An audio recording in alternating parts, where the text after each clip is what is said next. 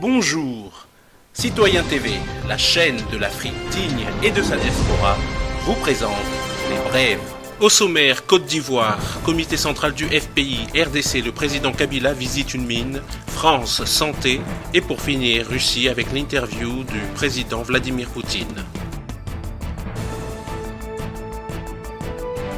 Côte d'Ivoire. Le FPI appelle le peuple de Côte d'Ivoire à s'opposer à cette énième forfaiture. Flash Info FPI. Le Front populaire ivoirien de Koudou Laurent Gbagbo s'est réuni ce 1er août 2015 en comité central pour discuter et statuer sur la situation sociopolitique que connaît la Côte d'Ivoire actuellement. Permettez-nous de vous donner quelques points des décisions qui ont été arrêtées. Premier point.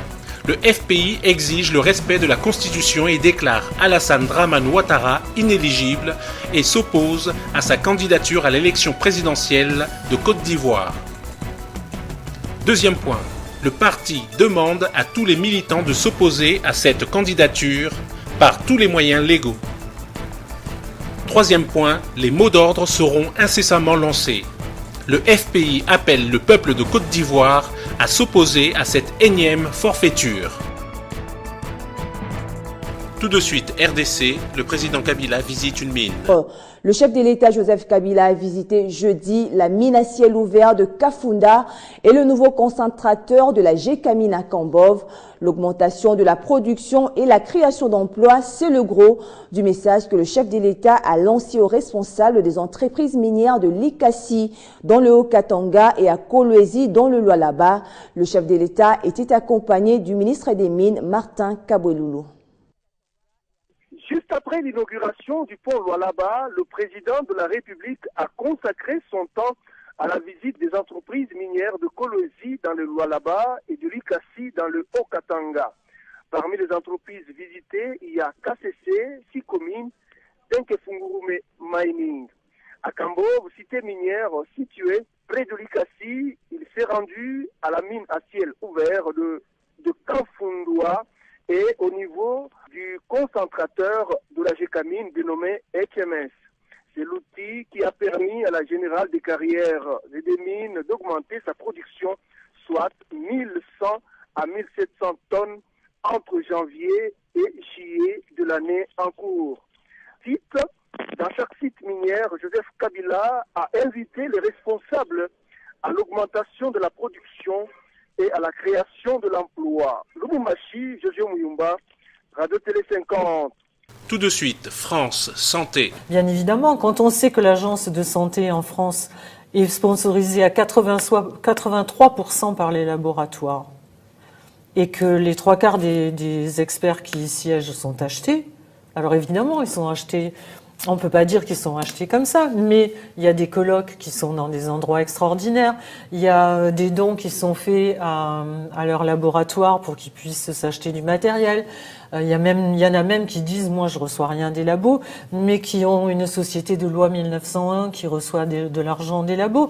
Donc tout le monde sait ce que c'est qu'une société de loi 1901. Donc en gros, ce que vous êtes en train de nous dire, c'est que la santé du peuple, tout simplement, est aux mains de gens qui négocient leur voyage aux Maldives. Oui, mais il n'y a pas que ça. Mais c'est très vaste. Pourquoi les 3/4 des médias mainstream se taisent?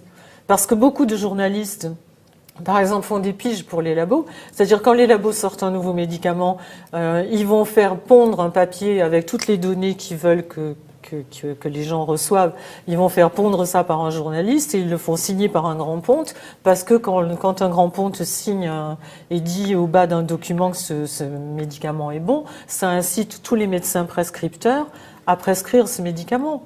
Mais ce n'est pas parfaitement exact, parce que vous disiez tout à l'heure que les universités sont financées par les labos, mais il y a beaucoup d'universités qui mettent en place des formations pour leurs étudiants, notamment pour lutter contre les conflits d'intérêts. Donc ils ont conscience de cette réalité-là, ils essaient de la contrarier. C'est le cas à Bordeaux, par exemple, je crois. Peut-être, je ne sais pas. Enfin, ce que je sais, c'est que l'industrie balance par la fenêtre 57 milliards de dollars par an pour influencer les top docteurs.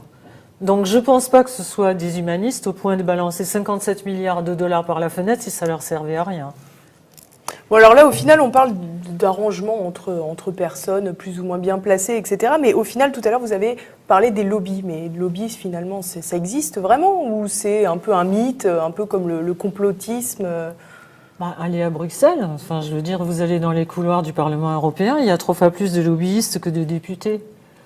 Donc là, c'est pareil. Je suppose que s'ils payent autant de gens pour aller influencer les députés, c'est que ça sert à quelque chose. Que ça fonctionne, c'est ça que vous sous-entendez? Oui. Enfin, je veux dire, c'est pas des gens qui ont l'habitude de dépenser de l'argent là où ça sert pas. Comment vous voyez votre combat? Un combat perdu? Un combat à gagner? C'est un combat difficile que vous menez.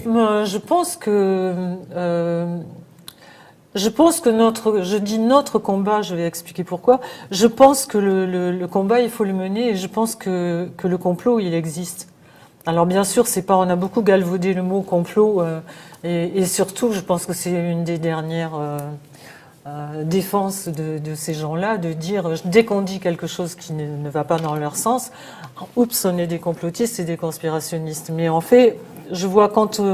par exemple, vous connaissez Marion Sigaud, nous avons reçu sur que vous avez reçu, Pierre Hillard, enfin des tas de gens Étienne Chouard, on enquête sur des domaines qui sont totalement opposés les uns des autres, et quand on se rend compte que c'est le même plan, la même façon de procéder dans tous les domaines. Donc voilà ce que j'appelle un complot. Ça veut dire que c'est simplement des gens, une minorité de gens qui sont d'accord pour que le monde pour que leurs industries fassent un maximum de profit. Et jusque-là, encore une fois, je suis pas contre. Je suis contre quand ça met la santé des gens que j'aime en danger. Et pour finir, Russie avec l'interview du président Vladimir Poutine. Quand vous avez reparlé de l'arsenal nucléaire, est-ce qu'il y avait une forme de menace? Ceux qui pensent ça font preuve de malhonnêteté ou n'ont pas bien compris. Cette relance de la course aux armements date de la sortie unilatérale des États-Unis du traité antimissile balistique. Car ce traité était la pierre angulaire de tout le système de sécurité international. Et quand les États-Unis en sont sortis et ont commencé à mettre en place leur propre système de défense antimissile, comme une partie de leur système global de défense stratégique, nous avons tout de suite déclaré que nous allions devoir prendre des mesures en réponse. Dans le but de préserver l'équilibre stratégique des forces. Et je veux vous dire quelque chose de très important. Nous le faisons pour nous, pour garantir la sécurité de la Fédération de Russie, mais nous le faisons également pour le reste du monde. Car la stabilité stratégique est garantie par cet équilibre des forces. Nous sommes ici à Saint-Pétersbourg, une ville qui a été martyrisée par la guerre. Vos grands-parents, je crois, avaient vécu le siège. Mon père et ma mère. Et ici, pendant le siège, mon frère est mort. Je ne l'ai jamais vu. Est-ce qu'une nouvelle guerre est possible en Europe aujourd'hui? J'espère que non. Mais il faudrait que l'Europe manifeste davantage son indépendance et sa souveraineté. Et qu'elle soit capable de défendre ses intérêts nationaux et les intérêts de ses peuples et de ses pays. Je voudrais tout de même revenir sur la question précédente. L'équilibre stratégique, c'est ce qui a garanti la paix dans le monde et a évité de grands conflits armés en Europe et partout dans le monde.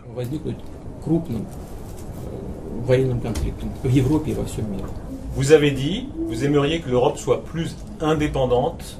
Aujourd'hui, par exemple, la France a changé par rapport à l'époque de Gaulle, à l'époque Mitterrand. Pourquoi, d'après vous? Est-ce qu'elle est plus soumise aux États-Unis? L'appartenance à toute alliance militaire et politique implique la perte consentie d'une part de sa souveraineté. Je pense qu'à l'époque, la France est sortie de l'OTAN pour préserver sa souveraineté davantage que ne le permettait le cadre d'une alliance militaire. Mais vous comprenez bien que si pour discuter des affaires avec nos partenaires européens, nous devons aller à Washington, c'est quand même un peu curieux. Monsieur le Président, il y a un retournement de l'histoire qui est ironique. Des partis de droite ou d'extrême droite, souvent en Europe, vous soutiennent plus que la gauche. Aujourd'hui, Marine Le Pen en France, à droite, l'UDC en Suisse. Comment est-ce que vous expliquez ça? Je pense que ce n'est pas tant moi qu'ils soutiennent, mais il y a une véritable prise de conscience dans ces mouvements de leurs intérêts nationaux tels qu'ils les voient. Dans le monde et dans les pays européens, on observe des changements tectoniques dans l'opinion publique. Et cela dans le sens d'une défense accrue des intérêts nationaux. Par exemple, en ce moment, l'Europe est confrontée à un problème concret, l'afflux massif de migrants. Or, est-ce l'Europe qui est à l'origine des décisions qui ont amené cette situation ? Soyons francs et sincères, ces décisions venaient d'outre-Atlantique. Et c'est l'Europe qui subit le problème. Les États-Unis, vous voulez dire? Mais bien sûr, et ce n'est qu'un exemple. Il y en a beaucoup. Mais ça ne veut pas dire qu'il faut diaboliser la politique américaine. Ils mènent leur politique comme ils l'estiment nécessaire, dans le sens de leurs intérêts. Mais il faut s'efforcer d'aller vers un équilibre des intérêts. Sans conteste, les États-Unis sont une grande puissance. Le peuple américain a façonné ce pays en quelques centaines d'années. Le résultat est impressionnant. Mais ça ne donne pas droit aux autorités américaines aujourd'hui de se déplacer à travers le monde, d'attraper qui bon leur semble et de les mettre dans leur prison. Dans les affaires pénales, est-ce que vous estimez que les États-Unis ont fait une ingérence en Suisse? Les États-Unis, je crois savoir, étaient candidats pour accueillir la Coupe du Monde en 2022. Vous pensez, qu'ils se sont vengés? Je n'ai pas terminé ma phrase. Leurs plus proches alliés en Europe, la Grande-Bretagne, étaient candidats pour 2018. Et cette lutte contre la corruption telle qu'elle est conduite m'amène à me demander si ce n'est pas une continuité de la lutte pour le championnat de 2018 et de 2022. Personne n'est contre la lutte contre la corruption. Tout le monde est pour. Et je considère qu'il faut lutter avec encore davantage de fermeté, mais il existe des normes de droit international. Par exemple, si on soupçonne quelqu'un d'un délit, on rassemble les informations nécessaires et on les transmet au parquet de l'État dont il est ressortissant.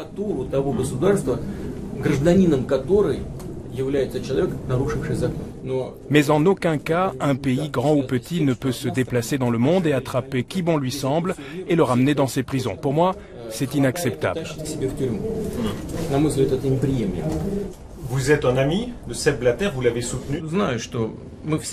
Nous savons tous la situation qui s'est créée autour de M. Blatter en ce moment. Je ne veux pas rentrer dans les détails, mais je ne crois pas un mot sur la corruption en ce qui le concerne personnellement. Je pense que les gens comme M. Blatter, ou les grands dirigeants de fédérations sportives internationales, ou de comités olympiques, méritent une reconnaissance particulière.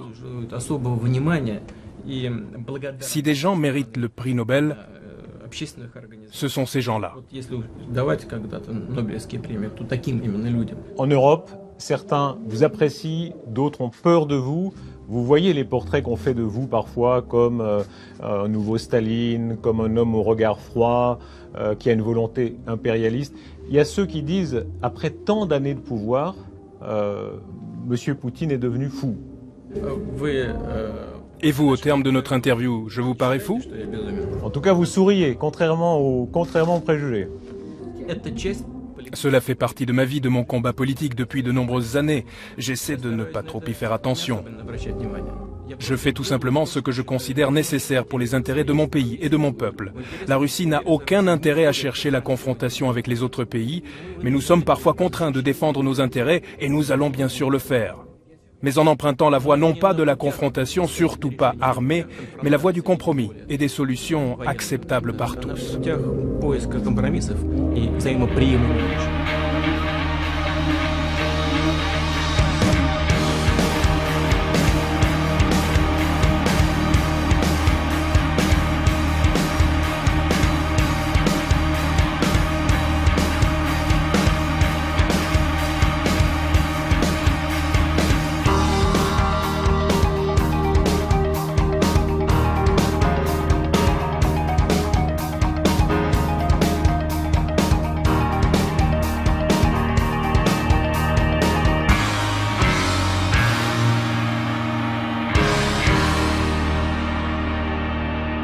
Citoyen TV, la chaîne de l'Afrique digne et de sa diaspora, vous a présenté Les Brèves.